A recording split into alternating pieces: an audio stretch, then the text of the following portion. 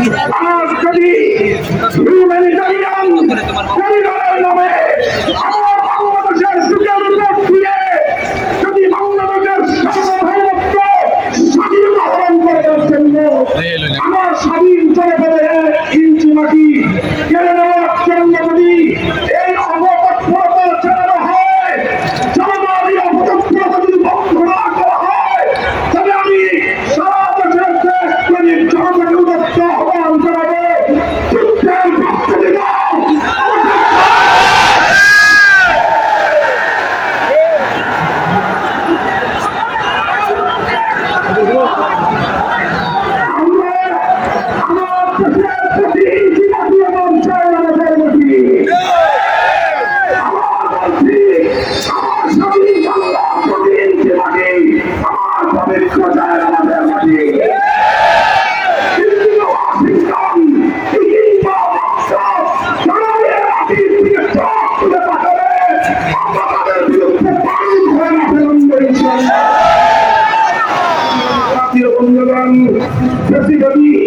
আওয়ামী লীগকে সন্ত্রাসী সংগঠন হিসেবে ঘোষণা করবার যে দাবি জানানো হয়েছে, মনে করবেন না এটা আমাদের দুর্বল কোন দাবি।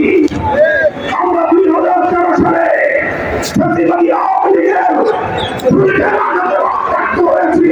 2021 সালে আমাদেরকে হত্যা করেছে, বছরের পর বছর বিনা বিচারে আমাদেরকে কারারুদ্ধ করে রেখেছে। সেই সন্ত্রাসী সংগঠন আওয়ামী লীগকে আবার বাংলাদেশের রাজনীতিতে যদি পুনর্বাসন করবার কোন দুঃস্বপ্ন কেউ দেখেন, তাহলে আমরা পরিষ্কার ভাষায় বলে দেই, তার সঙ্গে আমরা আওয়ামী লীগের চেয়ে ভিন্ন কোনো আচরণ করবো না।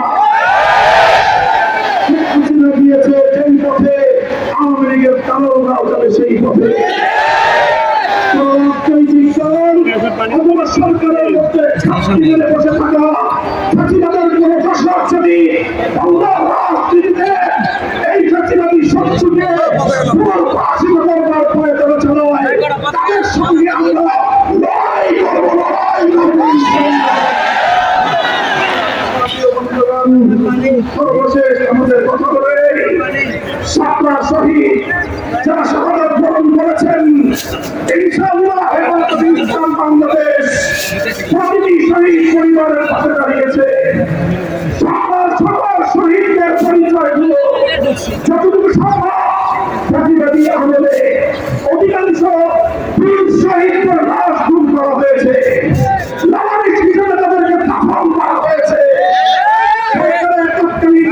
সংস্থার কাছে যদি তার কোন তথ্য থেকে থাকে, আমি বর্তমান সরকারের কাছে দাবি জানাবো, আমার স্বপ্ন দপ্তরের দেওয়ালিশ হিসেবে দাফন হওয়া প্রতিটি লাশ, গুম হওয়া প্রতিটি শহীদের তথ্য উদ্ঘাটন করতে হবে, জাতির কাছে প্রকাশ করতে হবে।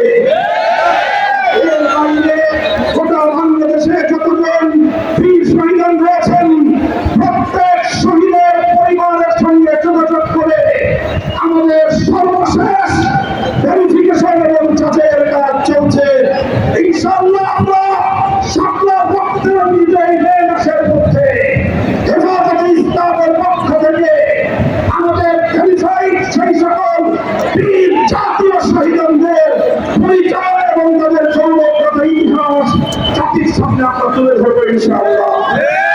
সেই সকল রক্তের স্বপ্ন বীর শহীদদের স্মৃতি বিজড়িত ইমানের দুর্দমনীয় কাফেলা, স্বপ্ন চত্বরের শহীদ কাফেলা হেফাজতে ইসলাম বাংলাদেশকে আমি আজ বাংলাদেশের স্বাধীনতার অদম্য প্রহরী হিসেবে ঘোষণা করতে চাই। আমরা বলতে চাই, বাংলাদেশের ইসলাম এবং স্বাধীনতা এক সূত্রে গাঁথা। বাংলাদেশের ইসলাম এবং স্বাধীনতা এক সূত্রে গাঁথা। যারা বাংলাদেশে ইসলামের উপর আঘাত করে, তারাই স্বাধীনতার দুশ্মন, তারাই স্বাধীনতা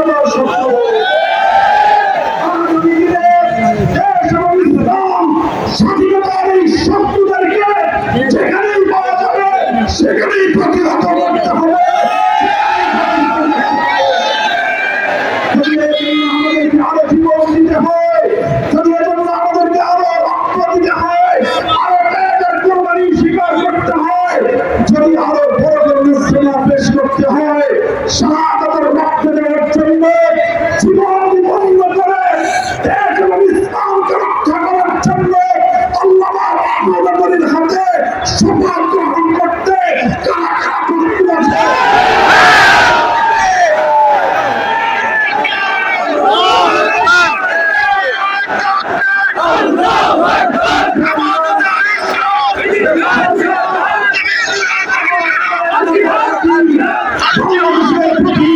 সংরক্ষিত থাকবে আমার ভবিষ্যৎ প্রজন্ম এদেশে ঈমান নিয়ে ইসলাম নিয়ে বাঁচবে ইনশাআল্লাহ।